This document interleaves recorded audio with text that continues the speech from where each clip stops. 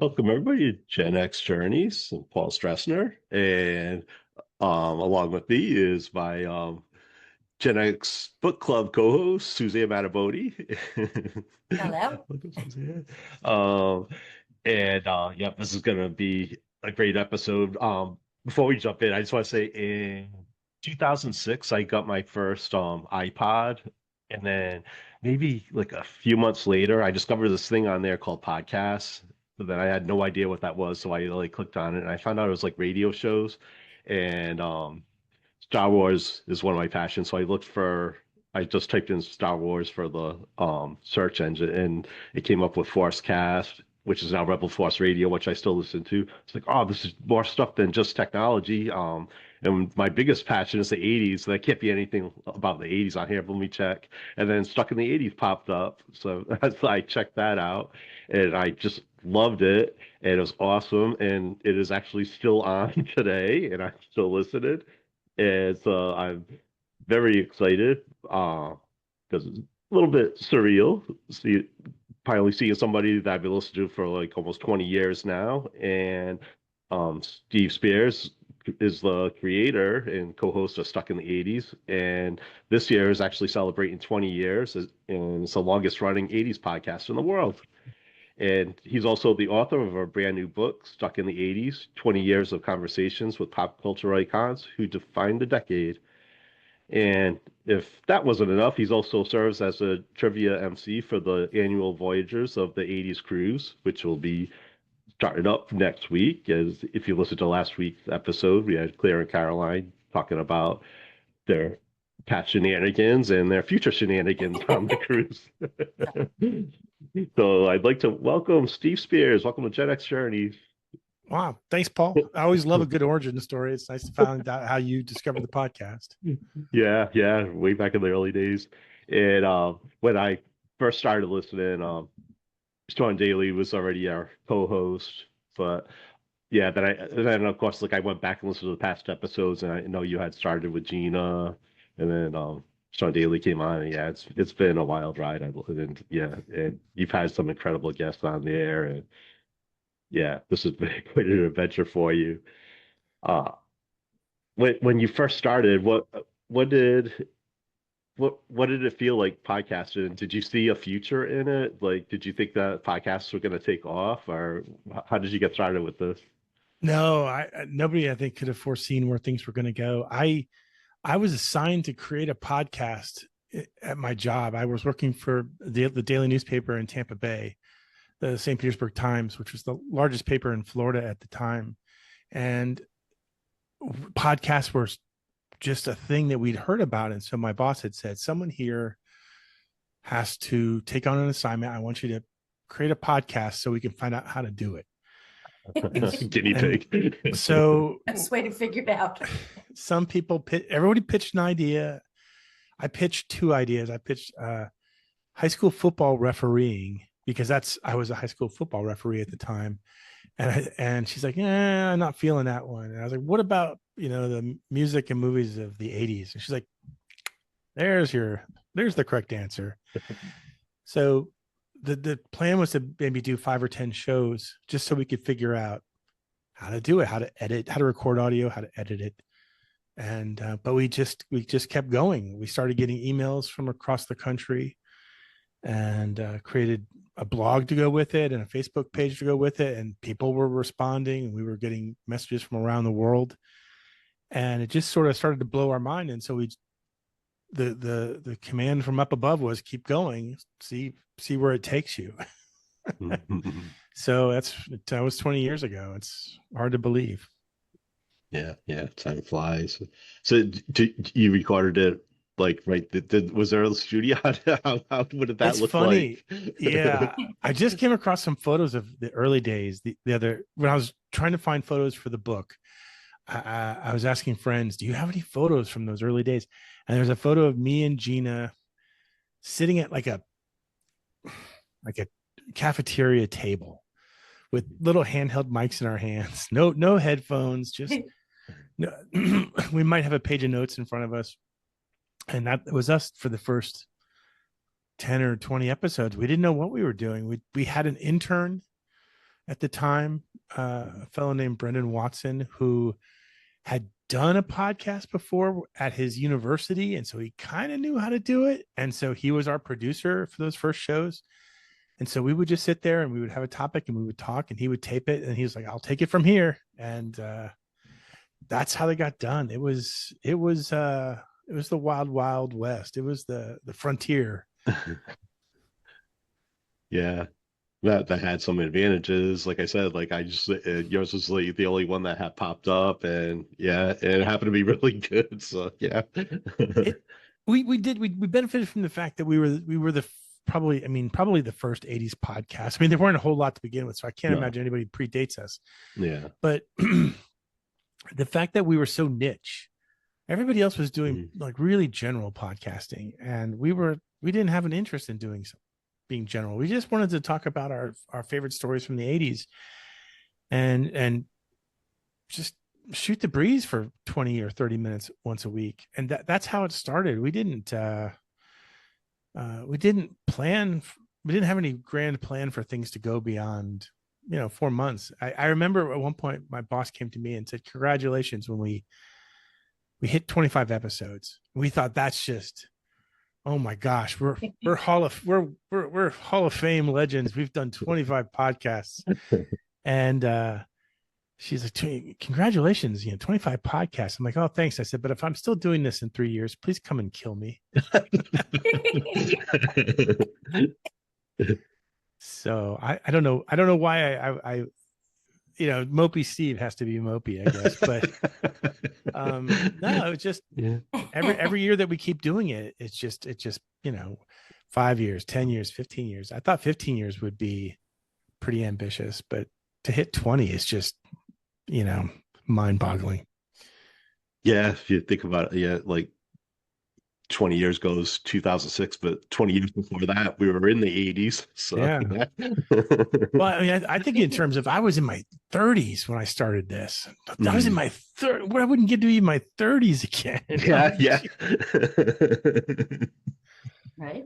Well, it's kind of interesting that the podcast is gone on that much longer than the decade itself, actually. And I remember hearing that, way back when I was kind of introduced to you and your podcast. So it's an impressive claim, it's gone on twice as long as the actual 80s. So yeah, I mean, it's 21 years old. It'll be 21 years old this year, and so it'll be old enough to drink. So that'll be nice. Yeah, and I do know that there were, after that, I did find a bunch of other 80s podcasts, but they didn't last or anything. So yeah, what kept you going? What kept you from quitting? You just like the environment, like meeting people. What kept you going? I was never a full-time writer. I was an entertainment editor, and so podcasting was really my only creative outlet at the time, and blogging, because we created a blog that went with the podcast at that time, and I would blog 6 times a day, every day for 10 years straight. Oh wow. And part of that was just to prove to the other people at the newspaper, because newspapers 20 years ago were very print centric. The idea of websites obviously were around, but they weren't the go-to format. And so I started doing the Stuck in 80s blog every day for 10 years. I mean, without fail, and usually up to six entries a day, just to prove that if I can write about a decade that's been gone for 20 years, that you guys can certainly write about the Tampa Bay Buccaneers once a day, or you can write about Florida politics once a day. If I can write 10 items today on John Cusack and Better Off Dead, or Debbie Foreman and Valley Girl, if I can do that, this often, then surely you can match even the smallest pace. And so part of the reason why I did it for so many years was not to show off, but just to show the potential of digital journalism. I really believed in digital journalism the moment it became a thing, and it's been my specialty ever since. The podcast and the blog together were like sort of my statement that there's other ways to reach an audience, and there's other ways to engage an audience. And so that was a big part of the attraction. The other part of the attraction was, and I don't remember the date, but we decided we'd start trying to do live, which we decided we'd start to do interviews. And so we would see who would be willing to come on our show. And then again, part of it was a matter of, how do we do this? We need to learn how to do an interview for a podcast, because someone much more important than us is going to do this after us, and they're going to need to know how. And so once we started getting 80s heroes of ours on the phone to talk to us, that's the addiction level. When you realize you can talk to Kenny Loggins and he's going to sing to you for a second, or Brian Johnson's going to tell you how it was that he wrote Hell's Bells, or Debbie Foreman's going to counsel you through one of your breakups. When those things start happening to you, you don't quit podcasting, you double down. Yeah. And I think, even though probably the vast majority of our shows are not interviews, it's the interviews that are, to me, the most memorable moments, especially when you make a connection, like we've done dozens of times. And even sometimes when you talk to one of your heroes and you don't make a connection, and you have that horrible feeling of regret that you didn't do a good job today. You didn't bring your A game to interview Colin Hay today, and that was your chance and you blew it. And what are you going to learn from that? So it's a combination of feelings that go into the history of Stuck in the 80s. That was kind of what I was wondering, was how do you kind of scrunch up the courage to get on the phone with those people? How do you not be starstruck? How do you it's, you know what I mean, composure? I don't know. do you remember there was once an SNL skit where Chris Farley and Paul McCartney, and it's him interviewing Paul, and he's doing a really, really bad job. Seeing that skit scares the crap out of you, and you realize you don't ever want to be that person. And I know it's meant to be funny, but at the same time, it's the sort of thing that keeps you awake at night, is just take the time and really prepare for these interviews. And so for the most part, every interview that we've done, it requires a couple of weeks of prep time to go and to read their previous interviews, and to go watch YouTube clips, and if they've written a book, if you have time to read that, that's a bonus. It's not always doable in the time frame. But just at the end of the day, try to ask them questions that you think they'll rise to the occasion on. Don't ask Wang Chung why they named their band Wang Chung. do your own research. So when I did talk to Wang Chung, instead of asking that question, I asked, I know why you named your band Wang Chung. My question is, 40 years later, do you wish you'd called yourself something else? But no, it's some of them, I talk about it in the book. I mean, I would feel deathly ill sometimes before an interview. All of the early interviews for the first couple of years, I would feel nauseous the night before. And just really, there was like the euphoria of bagging an interview, like someone agrees to be on your show, and it's this super emotional high that I'm going to talk to Huey Lewis. And then the night before, you're like, oh my God, these questions are awful. What am I going to do? He's going to make fun of me. I need to do better. I better at least know the name of his last album, even though it wasn't in the 80s. Did I read enough interviews? Did I do enough research? All the what ifs start to pile into your brain, and it would make me really sick. And but it always felt like, from the moment they said hi and said my name, that it just felt like that kind of went away, and that it just became a conversation. Yeah, that's so funny you say it. Well, first of all, it's ironic that you brought up that Chris Farley thing, because I actually just posted that yesterday. I saw it, so I shared it.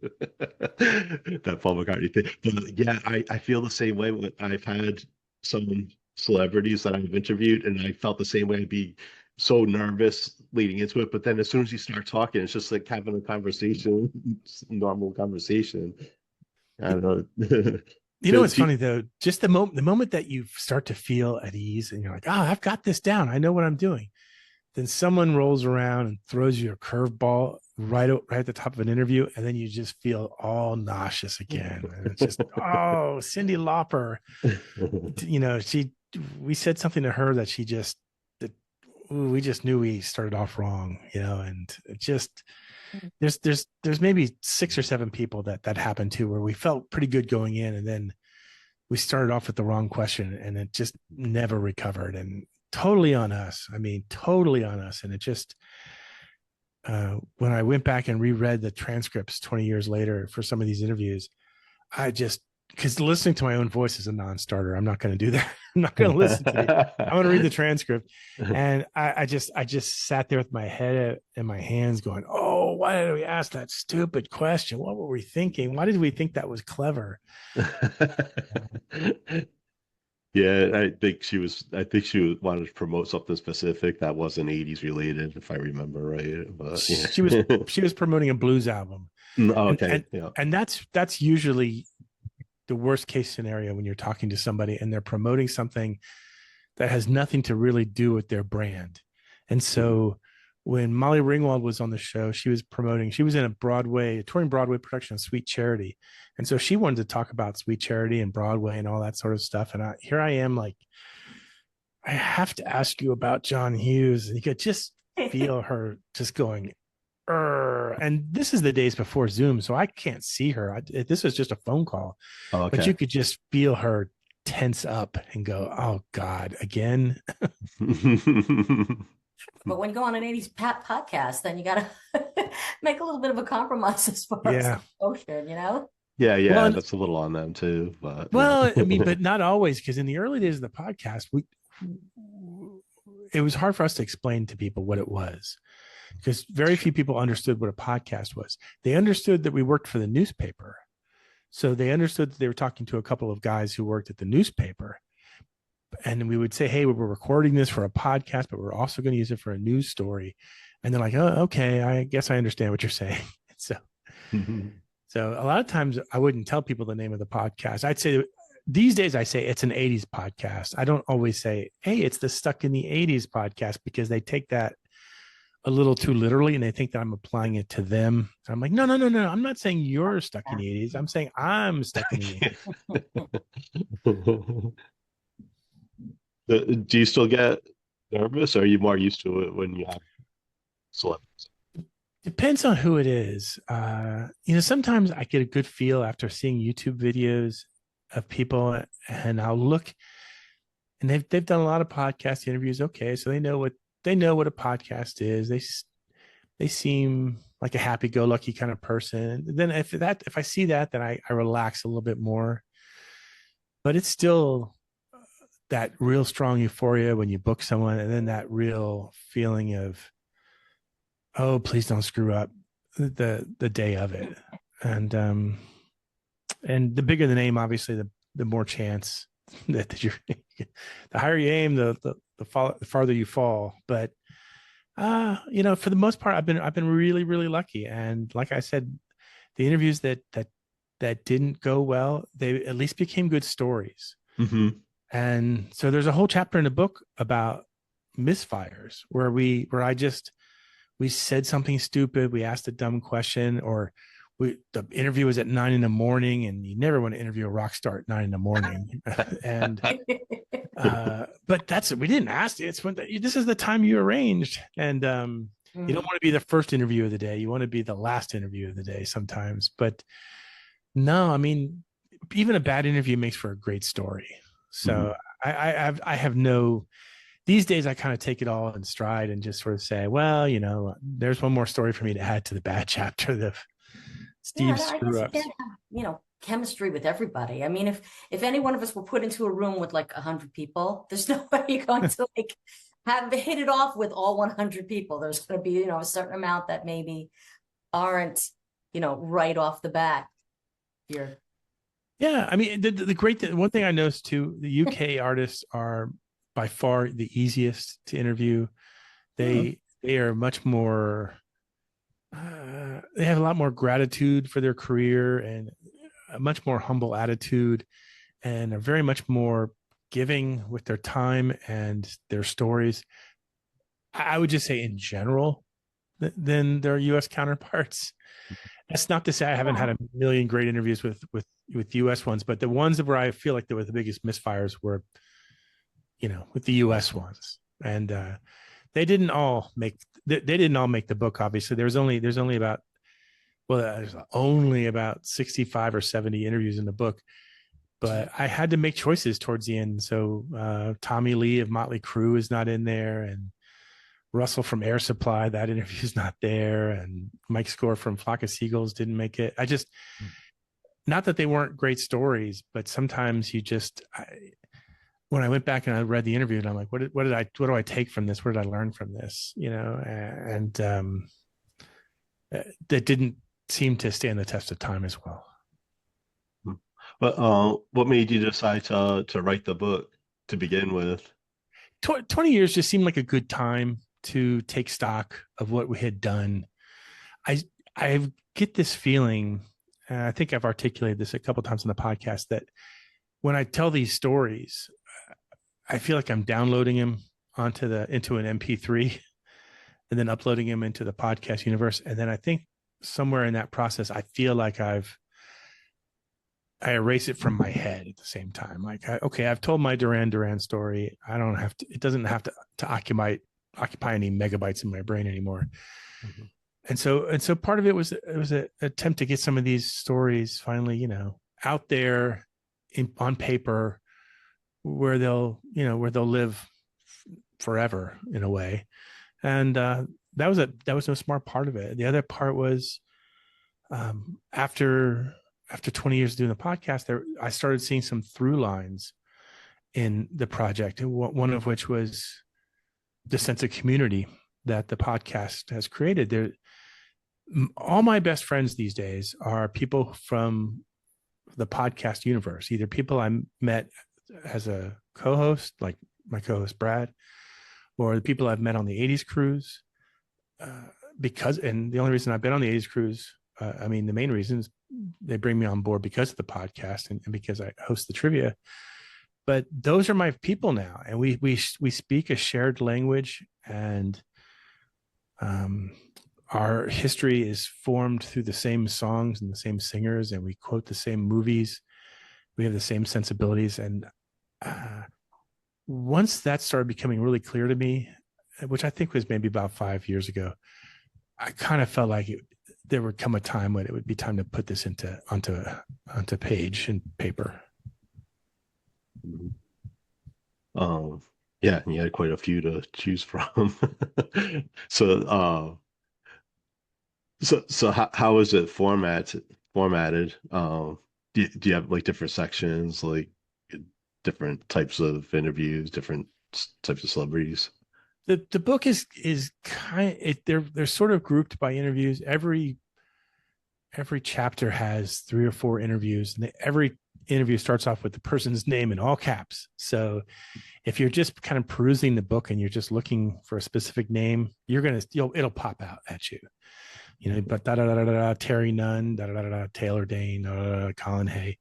And I did that intentionally so that if you are skimming and you don't want to hear my story from Patti Smythe and how she almost got to be the lead singer of Van Halen, if that doesn't interest you and you want to move on to learning more about Phil Oakey of Human League, it's real easy to find. But for the most part, the chapters are geared by themes, and there's a whole chapter of, like I said, of interviews that didn't go well. There's chapters where they're much short stories where I just got one real nice piece of information from each artist, and so I put it down like that. All the actors that I've interviewed are grouped together, including the Molly Ringwald. And when you read them, I put the perspective in there around each interview about the circumstances of the interview, why it was, how it was we came to talk to this person, any feelings I might have had about the process, or if there's some personal connection I had from when I was 16 years old. Like when I was 16 years old, and I lost my virginity, it was to the Thompson twins, Hold Me Now. And so when you read the chapter on Tom Bailey, you will learn that. Now, I debated when I was talking to him, do I tell him this? And ultimately I decided no. So he was being just telling the world, isn't it? I don't mind. I honestly don't mind telling the world. I just didn't want to tell Tom. And I get the impression that his music was very personal to him, and I don't know what he would have said. If I get another chance to talk to him, I might say it. When my co-host Sean Daly, when we talked to Lou Graham, Sean had lost his virginity to was it Electric Blue or Midnight Blue, which is Midnight Blue, yeah. That's what he lost his virginity to, and he told Lou Graham that, and Lou was surprised. But so you make these choices when you're doing these interviews, and the choices I didn't make and that I didn't say, I still tell people about it in the book. I'm like, yeah, I could have told Tom Paley, I didn't. Sean could have not told Lou Graham, but he did. It's just, I think the interviews take on an added context with the additional details that we provide. Like why does Brian Johnson resonate with me? Because the first time I got high was at an AC/DC concert, and I was 14 years old. So, I mean, that story is in there. In fact, I even called my mom after the book went to press, and I just said, when you read this, I want you to understand that these things happened, 40 some years ago, 50 years ago, and like, you cannot ground me anymore. So it's hilarious. As writers, I think a lot of times we have to have those conversations with people. It was not fun. And I remember she told me, she's like, well, I figured you had tried it at some point. I'm like, yeah, but probably not when you probably didn't imagine I was 14 years old. But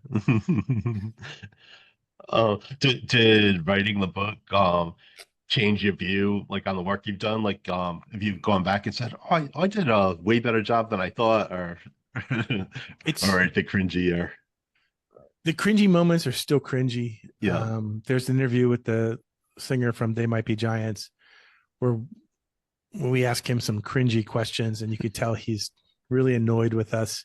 Oh, geez. But that we finally managed to get the car back on the tracks, and it all ends in a nice, neat packaging. We're like, we can sleep tonight. I think the takeaway when I wrote these stories, it took me 2 years to write this, is interviews that I thought were failures, that I thought I didn't learn anything from. I learned a lot from. It just took time. Huey Lewis, when we talked to him, he was quite the curmudgeon with us at times, as you might imagine. I mean, Huey Lewis looks like a curmudgeon, and but it was a 9 a.m. phone call, so that didn't help. But Sean and him got into it a little bit of a little testy fight in the middle of the interview, and I put that in the book, line for line, what they said to each other. And it's not that bad. Nobody was cursing or anything, right? But Sean asked a goofy question, and Huey challenged him on it, and Sean doubled down, and I'm sitting there with my head in my hands going, stop, please.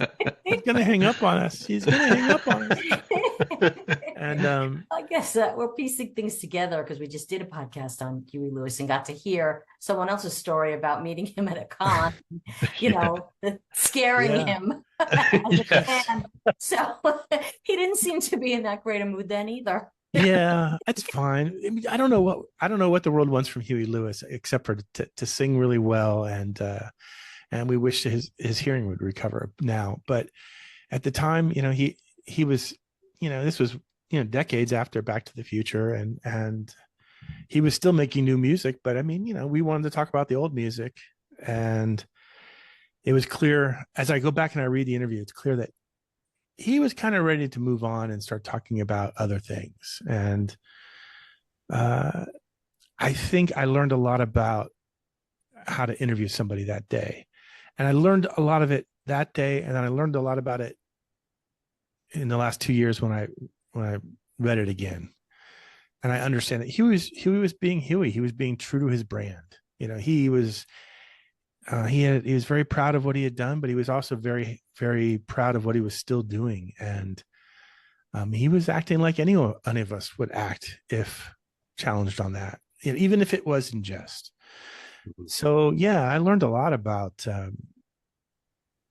what it means to connect with somebody and to show them appreciation, and to more than anything to really listen. And just sometimes you just got to put the questions aside and just have a conversation with somebody and let it go where it goes. Those are always the best interviews, always, without a doubt. When I talked to Steve Perry, I had 10 questions for him, and at the end of this, I think I ripped through those in like 5 minutes. And then after that, we just had a conversation for 40 minutes where there was no agenda. It was just two people, talking about time and the present and the future. And it was a wonderful conversation because it wasn't so structured. Mm-hmm. Yeah, Right. those are the best conversations, I think. Yeah. Going back over the transcripts and such, did you feel the need to kind of edit certain things to like protect people 20 years later, as far as what ages well, what doesn't? I'm just kind of curious on my end if that played into your construction of the book. The only editing we did was just cleaning up the grammar a little bit. So you would take out some of the false starts and the overuse of certain words, like is a word that gets overused a lot. And so I tried to clean it up and take out anything that slowed down the digestion of the thought that they were expressing. But I was lucky in the sense that I don't think anybody ever shared anything that was inappropriate then or inappropriate now. People are pretty still guarded. As open as those conversations became with those artists, they didn't share anything that really shocked me. I mean, I was surprised that Patti Smythe told me the story of being asked to join Van Halen. I didn't know about that ahead of time. I don't think that I knew that John Waite had written Missing You for Nina Blackwood until she told me that story. There was a lot of little things but they knew they were on the record. And when I do an interview, I always tell people, if you say something and you decide later on that you'd rather me not use that, I'm happy to take it out. Nobody's ever taken me up on that offer. Mm-hmm. Wow. More often than not, when I'm editing a podcast, I take out stuff that I say that I think, wow, this felt like an interesting thing to say at the time, but now it just sounds like I'm talking to hear my own voice. And so I'll take stuff out. And there have been some personal things in there from time to time that I say that I think a week later, no, that's not staying in there. But no, artists have been really good about that. I mean, sometimes too much so. Like you get someone like Olivia Newton-John, we were so happy to have her, but I knew from our research that she wasn't going to give us anything that we didn't already know. Like she guarded her reputation and her image like nobody else. And so there, as much as we kind of try to get her to share us something new, she wasn't going there. So it was still great to talk to her. And when it's surreal when you hear Sandy from Greece talking to you, Kira from Xanadu talking to you, and but we as much as we tried to just give us something you haven't said before, nah, she's not going to do it. But other people do. And Deborah Foreman, the actress from Valley Girl, told me about her. She and Nicolas Cage were boyfriend girlfriend, or during the filming of the movie. I had no idea about that. And she told very deep stories about that are in the podcast. It just, when I listened to him today, I am just stunned that she shared that much information with me. And, good for her though. I mean, I think she felt like she wanted to connect with me because I was going through a rough patch because my girlfriend had just dumped me. And so she wanted to play the part of therapist that day. And And I'm glad she did. She and I became friends. We've been friends for years as a result of that. Yeah, that was incredible. That was one of my favorite episodes. Yeah, yeah. Everybody Yeah, she was so loves awesome. Yeah. everybody loves All the still episodes where something bad happens to Steve. Are they Yeah, all well, still archives going all the way back to the beginning, or not? I'm sorry, say that again. Are all these podcasts still archived? Like if you buy the book, you can go back and you can actually listen to or watch Every episode from the 1 list. to 773 are still Wow. online. Wow. I think Debbie Foreman was episode 79. I used to know off the top of my head, because people would always say, "Oh, I love the breakup episode. Sounds like you were going to cry right in the middle of it." Like I was crying right in the middle of it. For the It wasn't. well, I think it was more her, the way she handled it, the way she was talking to you. She sounded so kind, and it just like it brought her down to earth. That it made her feel more like a real person. So I think that had a lot to do with it too. Yeah, no, it was. It's a great episode. It's a perfect example of how the podcast was in those early years, where Sean Daly and Kathy Wass were my co-hosts, and that relationship that I had at the time was very public. We talked about it a lot on the show. A lot of times we shared our personal stories on the show. We were very open about our personal lives, and we always have been on the podcast. So when that ended, Kathy and Sean said, you got to acknowledge it. And so we did let's do a breaking up in the 80s show. And then I said, this sounds pathetic. We need something more to it. And we were lucky I sent her a weepy letter, and she called me on the phone an hour later and agreed to do it. So to me, that still remains. I mean, that one and the Steve Perry one remain my two favorites. And I don't see them ever being surpassed. Mhm. Yeah, I was going to ask you, who surprised you the most, not just like as a celebrity, but like as a person. And it sounds like Deborah's up there. Is there anybody else that sticks out to you that surprised you that one way or the other? Dennis DeYoung from Styx was really great. I had heard ahead of time, and I tell this story in the book. I'd heard ahead of time that he can be kind of cranky when you meet him in person. Like if you went to a meet and greet with Styx, that he would be sort of, disconnected. And I was backstage one time at a venue that invited me back a lot. I would go on stage and do the on stage introductions and stuff like that. And it was Night Ranger and Dennis DeYoung, and Dennis was there, and the guy who runs the hall said, do you want to meet Dennis? I'm like, no.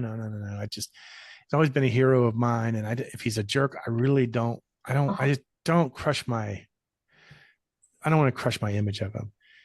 And he goes, no, he's not a jerk. Trust me. So we go up to him, and he goes, Dennis, this is Steve Spears. He works for the St. Pete Times. Dennis goes, a journalist. You must have some questions for me. And I didn't expect to be talking to him. And I was not prepared to ask any questions. And I blurted out, hey, it was a great show. I loved hearing Castle Walls. I'm just curious, why didn't you play Desert Moon? And the smile on his face disappears. And he looks over at the guy from the hall and says, because this asshole invited Night Ranger to open for me. And I just felt like someone had punched me in the chest. And he goes, I'm just kidding. I just a joke. And he's like, you should have seen your face. Your face is just funny.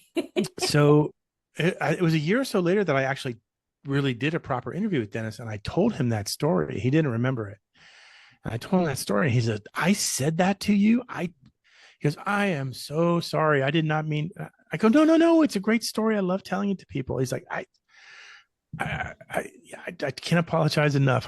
That's not me. And I'm like, no, I mean, you have a wicked sense of humor. I now know that. So, and he does. So, but yeah, no, I can still feel my chest implode with him when I asked that question, his face just dropping, and then this asshole. Oh my God. I just felt like I was going to throw up. But it was a great joke. I mean, I love it now. Not so much then. He is theatrical, so yeah, so Just it's he's probably just not the best. surprising. Yeah, yeah. Yeah, no, just those. Anytime you get to meet somebody in person, which doesn't happen too often on the podcast. Normally, you're always on a Zoom call or a Mm. phone call. So to meet somebody in person is always a treat. Do you usually do video now? Not the podcast itself, but when you interview people? Yes, Mhm. yes. We almost always we always do it through Zoom now. Sometimes the artist won't turn the camera on. Oh. And Mhm. they'll ask, they'll say, are you going to use video? And I tell them, "No, I'm only going to use audio. I just have the video on so we can see each other." But still, sometimes they won't turn it on. I'll just see a black box and it'll say the person's name. So it's a little disappointing, but I get it. When I was interviewing Terry Nunn one time from Berlin, I could have sworn that, and this was not on video. This is pre-Zoom days. I swear I could hear her chopping carrots in the background. Like she was making dinner while she was talking to me. Or if she wasn't, she was doing something that sounded exactly like that. And whenever I see her now, I imagine her with a phone, like doing this, going, "Yep. What else do you want to know about the US Festival, Steve? Yep." That's funny. Yeah, but yeah, these people are busy. They're multitasking probably. Yeah. I'm gonna see her again too in a couple of weeks. She's gonna be on the 80s cruise, and she's one of our. We get VIP guests for our trivia who come up on stage with us, and Uh-huh. so I lightly give them a Q&A while we're showing the trivia, and she's one of our guests. And as much as I would like to ask her about the carrots, I'm sure she doesn't remember that interview. Yeah, right. Yeah. But that's if there's anything I wish I could do, I wish I could go back and say, "You remember that time when we talked? I have this one follow-up question," but I know nobody remembers that stuff, so Mhm. I won't torture her. We have her and Taylor Dane and then Alan Frew from Glass Tiger, our three guests this year. A previous year we had Midjur from Ultravox, Yeah. and that was surreal. He was telling the story. I found out right before the interview that Dancing with Tears in My Eyes is based on him reading the book or seeing the movie On the Beach, which was a movie from the late 50s and stuff. And it was my dad's favorite. It was my dad's favorite movie growing up, and it meant a lot to him. And we watched it together ourselves a few weeks before he passed away. And so Midge is telling this. So I find this out, and I ask him about that, and he starts telling me, telling the whole audience, there's a few hundred people there about it, and I just start to lose it there, and I'm like, oh great, now I've cried with Debbie Foreman and with Midge and also with John Parr when John Parr played the acoustic version of St. Elmo's Fire to me on a podcast. So yeah, we're starting to add up the Wimpy Steve moments pretty quickly. Oh yeah, I guess we could talk about we talked about the cruise with Caroline and Claire last week. We can talk about you were there right from the very beginning, right? From the Yeah, first cruise. Yeah. this will be my 10th. This is the 10th cruise. We skipped one year during the pandemic. Everybody did. Yeah. It's changed a lot. That first year we had Huey Lewis, Richard Marx, Kool and the Gang. Oh, Jefferson, Starship. It was a really good lineup. Naked Eyes, Wang Chung, I think. I used to have a poster in here somewhere of that. But no, every year is different nowadays. It's just there's up to 17 bands, and every night is a theme night. So it might be the jocks versus the preps, or the punks versus the new wavers, or whatnot. And then every year there's what they call pop icon night, and it's usually the second to the last night where everybody brings like their A game as far as their costumes go. Mm-hmm. And Brad and I are two of the judges for that, for the first round. Like we choose the finalists, and then the crowd applause determines the winner. But man, I mean, it's the best night every year because you will see the most creative costumes that are just go beyond what you could possibly imagine. I mean, I mean, some are some are real straightforward. I mean, one time people came dressed as a 4-pack of Bartles and James wine coolers Oh, yeah. with the carton and everything. One year, there's a woman in a bathtub with bubbles. It was for Yeah. Calgon, Take Me Away. Yeah, we just talked about that. They're friends with Claire and Caroline. Yeah. Oh, are they? Yeah, yeah. Yeah, That's a nice story. there's just so many, and every year there's one that just blows us away. And the thing is to judge that contest and then run and hide, because if there's somebody you didn't pick as a finalist, they're gonna come find you. And so there've been some. You have to be able to withstand that afterwards. Like some of these, there's just a lot of costumes to pick from, and it's really hard every year to do that, to narrow it down. I feel bad, but you're really not. I don't even know what the grand prize is. I think it might be $100, but it is such a great event every year. And like I said, you need a vacation after it to come down from it. Thankfully, it's a Friday to a Friday this year, so I'll have 2 days. Friday, Saturday, Sunday to kind of recover afterwards. And but man, it's one of those ones. I know there's other 80s vacations out there, but this one is the first one, and this one is the best one. And I can't recommend it enough. Everyone who's ever gone, it's hard to stop going once you've gone to one. You just can't. Every year you might say, yeah, this year I kind of want to go to Europe, and then you see the lineup and you see the theme nights. You're like, oh, I really want to see Night Ranger. I really want to see Adam Ant. Oh gosh, is this the year the Human League is on? Oh, I can't. I gotta go see Human League. So yeah, something for everyone. Yeah, and that's probably why it keeps growing too, because everybody keeps coming back, and then you want to get new people too. So yeah.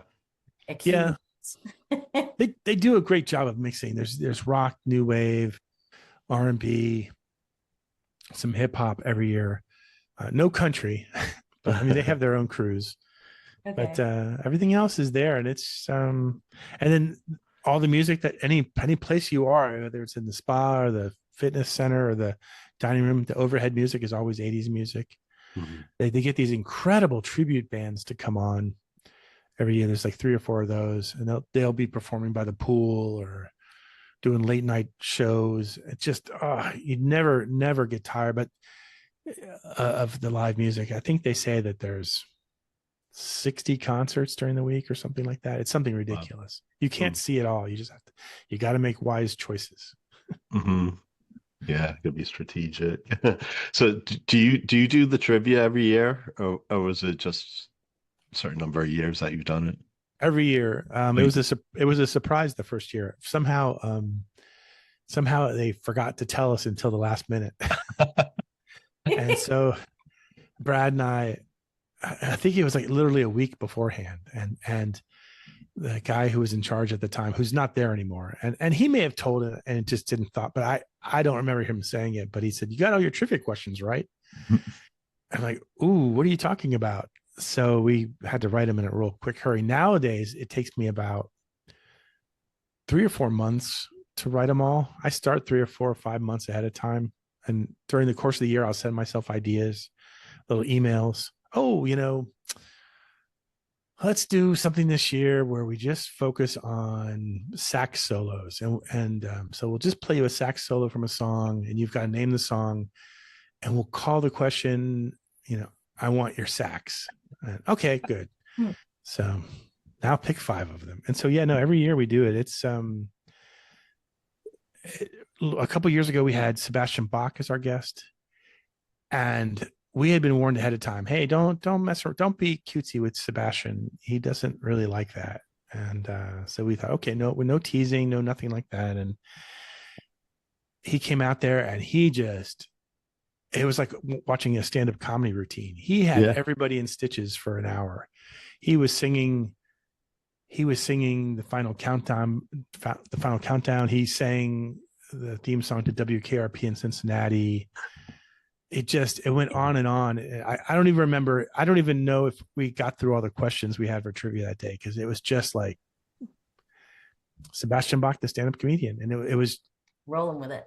500, 600 people crammed into this room for it. It was hot and steamy, and just the people laughed so hard that they couldn't open their eyes. It was just an incredible once in a lifetime experience. And so you're always you know, you always got to measure them up to that day. But we've had sing-alongs with Howard Jones, you know, so it's every year is completely different in a way. You just never know. This year we have because Brad and I, our wives aren't coming this year, which means that we don't have to go to prom this year. So we don't have to dress up. Mm-hmm. And so we were trying to think of what can we do? We don't have to go to prom anymore because there's every cruise has a prom. And well, why don't we just host another trivia session? So we're having the first ever after dark trivia session, and all the questions are a little risque, rated R. You know, so it's I'm really like I've been playing with those questions for months now, trying to get them the right balance between funny, educational, and naughty. And hopefully I struck the right balance. So that's what I'm looking forward to the most this year is after dark trivia. I'm just curious how many people are going to show up, because I mean it's at 10:30 at night. Mm-hmm. So people are going to be people are already kind of tipsy when they come to trivia at 2 p.m.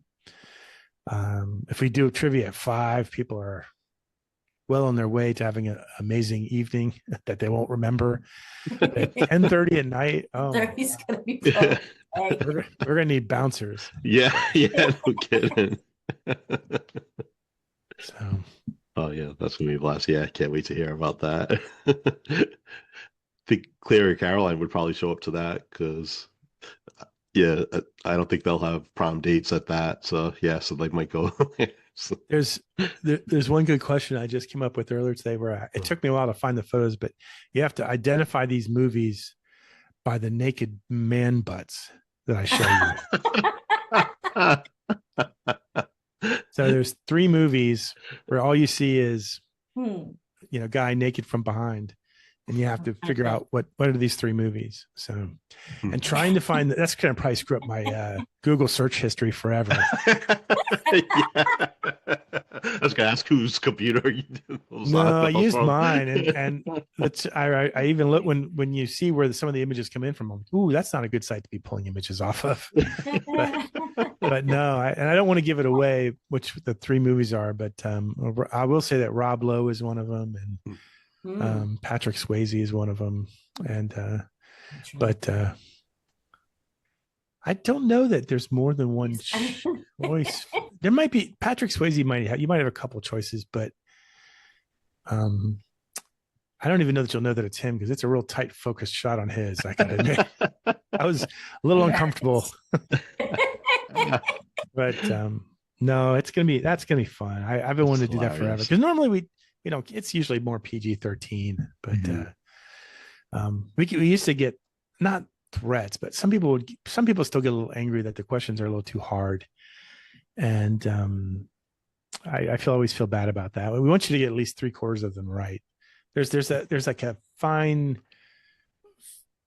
tuned formula where you want to be able to sort of look at any question and say, I know the answer to that, I just can't, I can't think who it is, or I know that song, I can't write it down.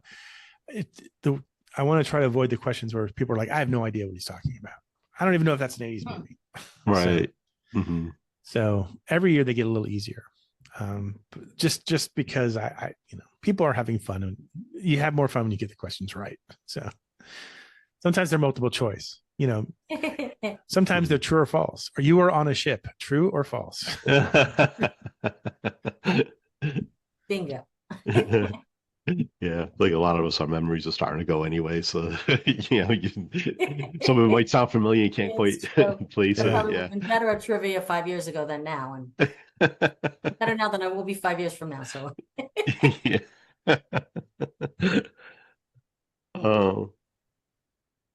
Yeah. So let's say 20 years from now, somebody finds your show from the first time. But what do you hope that they feel about the 80s? Oh, you mean if they find the podcast for the first time? Yeah. As long as they don't find the first episode.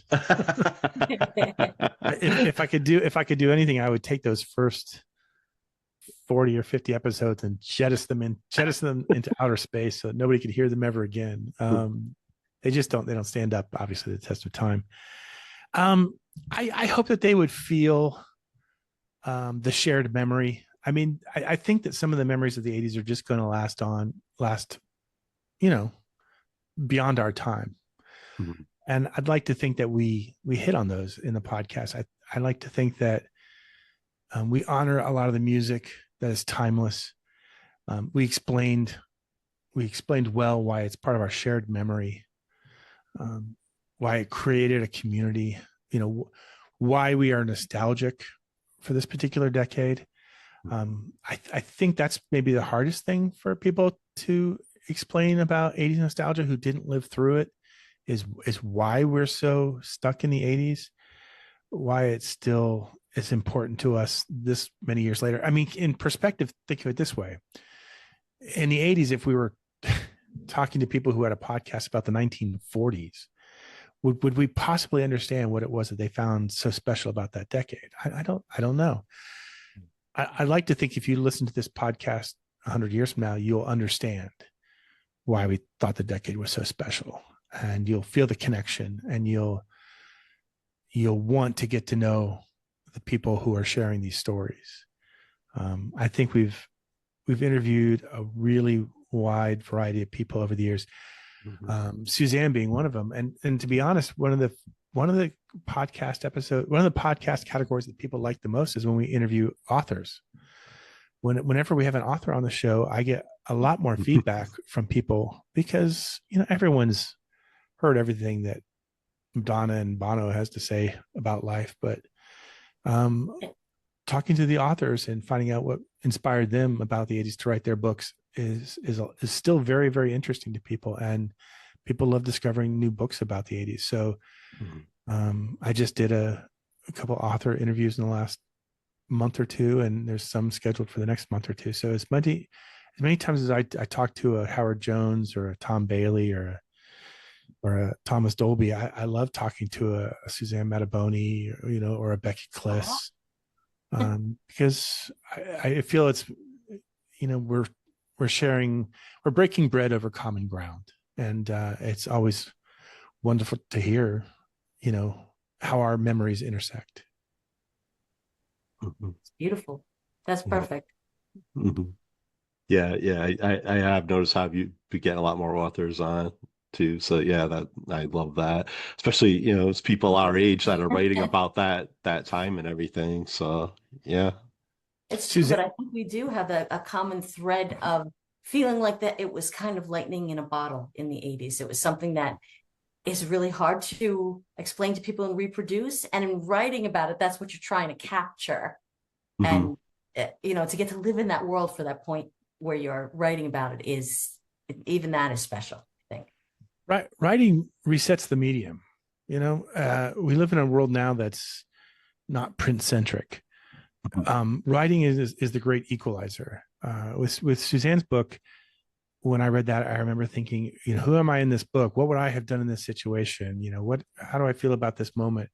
I put myself as a character in the book, maybe not a character that had a speaking part, but I was a character in your book as I read it. Wow. And that's what makes those kind of stories so great. And when authors can build memories like that you can inhabit, you know, and feel like you're part of, that's when the magic happens. Exactly. Very well said. Yep. Yeah. So you just feel like you're back there again. So yep. Yeah. I mean, it's the reason why we still decorate our offices. It's the reason why I still have like a circa 1981 boombox behind me. You know, I want. Yeah, it's like the movie Somewhere in Time. You know, where Christopher Reeve has to dress like it's 1918 again and convince himself that he's traveling back in time in order to do it. I think to some degree that the podcast and this office, although there's certainly enough modern things around here too, as I sit here staring into my microphone and my right 40-inch monitor, you know, my computer, you know, you just, that ability to take we always call it the podcast time machine. When you can create a podcast time machine or any sort of time machine, you go back to that time and you feel like you can smell the pizza at the roller rink, or you can, you know, the echo in a mall, you know, where you're standing on top of the escalator and you can see the gap. on one side and Things Remembered on the other. And there's that skeezy McDonald's that you worked at for 6 months one year. And, anytime you can recreate that moment, it's just special. And books, I just think, are such a great medium to do that. Yeah. Yeah. Absolutely. Yeah. I love that the kind of the iconography that is used on the cover that I'm looking at here on Amazon is somewhat similar to what you've got behind you in Paul. I think what you were saying before about us all being a community and all kind of communicating through these same memories and images and song lyrics and sounds. I think it just goes to show that we all kind of have the same things ingrained in our brains as far as what the 80s looked like and felt like and sounded like. And, to me, that's a really cool thing that. Yeah, I had to pull up the book so I could see what you were talking about. Yeah, we're matching. Yeah. Yeah. That is crazy. It's like you've taken my book and you turned it into your background. Yeah, my daughter had said to me when I asked her about, I switched to a new cover, and it really doesn't have a lot on it. It's sunglasses. And she had said to me, well, no, the color scheme is 80s. People will know it's 80s by the color scheme. And I think that's all you need to plug into just that kind of vibe of the decade, is like a few visual cues or musical, cues that you hear, and we're all right on it. Yeah. If you look at the cover too, I didn't notice it the first. I didn't design this cover. I had a book designer named Tammy Deaver who did it, and she's fantastic with TLC Book Designs. And she and I worked hand in hand on this project, and she designed the interior and the cover. I didn't notice the first time she sent it to me that, but every one of these little cassettes that are scattered around have names on them of the people that I interviewed. And I did not notice that when I didn't notice that. I was like, oh, that's cool, all these cassettes. And she's like, did you see the names on them? And I'm like, oh, wow. So, so then cool. Theoretically, that's me. That is a silhouette of my head, is how I looked in the 80s. Oh. So we had to. That was Tom Cruise. Well, there's a little bit of a faint mustache. I had a mustache back then, and you can sort of I can see it here, but nobody else can. As long as I can see it. So.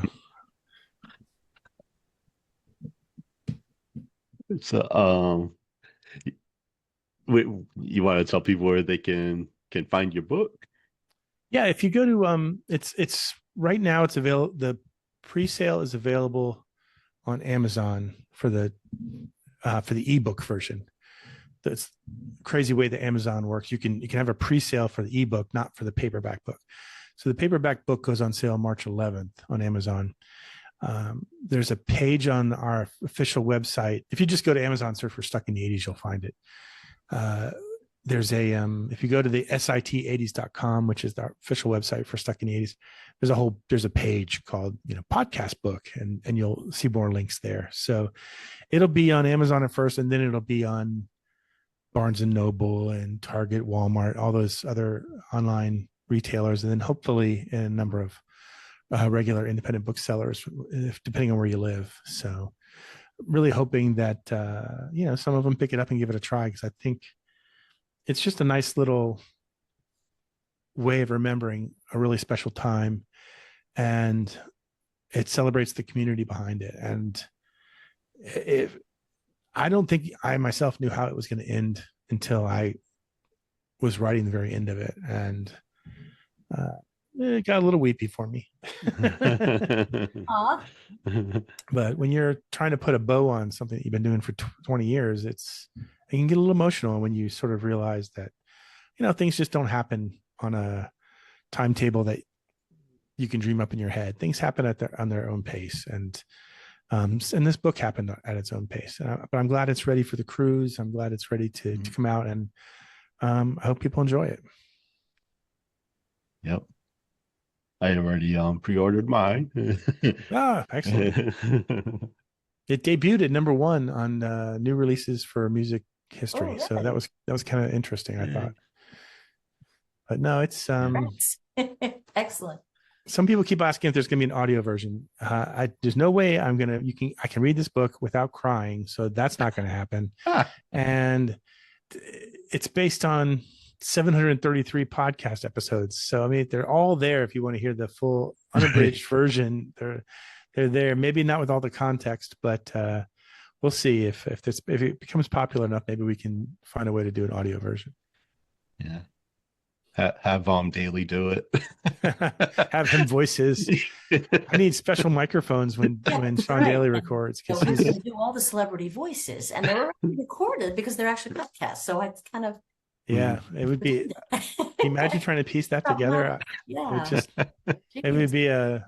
I love audiobooks. I really do. That's how I love to consume books that way, but I don't know that this one can do that. So. Yeah. And would you have to get then releases from all the people that you interviewed, even though they're all? I don't know. Already on? I don't know. Yeah, I don't know. I really don't think we're ever going to need to find out. I'm happy with it being in print, and I'm happy that I could finally give a copy to my mom, and she can finally explain to people what it is that I do for a living. Yeah. Not that I'm a full-time author, but she's never been able to explain what my job is to anybody. So now she could say, my son, the author. And so that means a lot to me. Yeah. Oh, that's awesome. And right. Yeah. You wouldn't really need an audio version. You got all those, 20 years worth of audio people can listen to. And that's an extended edition. Yeah. Yeah. I wish, if I could, if I really had the time, I would go through and pull highlights from all the interviews that are in the book and then somehow embed them into the ebook edition so that you could listen to Deborah Foreman as I'm starting to break down and she's trying to pull me back together, or you can listen to Kenny Loggins sing to us, or stuff like that. You can cringe when Andrew Dice Clay doesn't give me 2 inches in our interview. So. All right. And then then of course you can find stuck in the 80s on all podcast platforms, right? Yep, it's everywhere now, I hope. Yeah. Yeah, 733. Our Martha Quinn episode just went online today. I just saw that. That's awesome. Yeah. Because you had her on before, right? And now this will be the 4th time she's been on, but the first time in about 10 years. And the first time we ever did it on a video where we could see each other. So, awesome. That was special. Yeah, she's great. Episode 672. Oh, is that you're on 672? Wow, okay. That wasn't that long ago then. What year was that? 2024? 2023. Oh, okay. July. Yeah, I remember that was good. I really do. You really did a great job. I love how all your chapter titles were named after 80s songs, right? Yes, yeah, that was fun.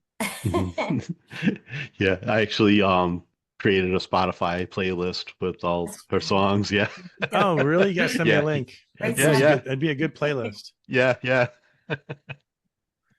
And I forget what the next author interview is. I think it's a girl who was a drug and alcohol addict in the 80s and how somehow used her 80s heroes as a way of climbing out of that hole. So it'd be interested. I'm still reading the book, interested to see how that ends. But I love reading books like these that are set in the 80s. And even though my book's not chronological, I think it's thematically ordered. And hopefully it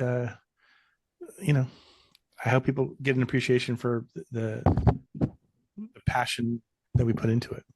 Mm-hmm. Definitely. Yep. And of course, like I said, I've been listening for most of those 20 years. So I highly recommend the podcast. So for sure. Suzanne, you want to tell people how they can find you? Yeah, I'm at SuzanneMattaboni.com.